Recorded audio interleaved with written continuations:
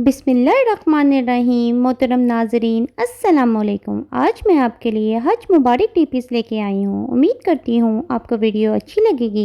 अच्छी लगे तो लाइक करें, कमेंट करें और अपने फ्रेंड्स एंड फैमिली के साथ शेयर करें। अल्लाह सुब्हान तआला से दुआ है कि वो हम सबको भी हज की सादत नसीब फरमाए। आमीन या रब्बल आलमीन।